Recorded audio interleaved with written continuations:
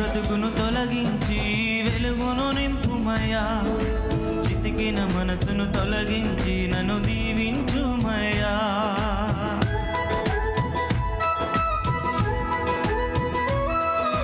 చీకటి బ్రతుకును తొలగించి వెలుగును నింపుమయ్యా.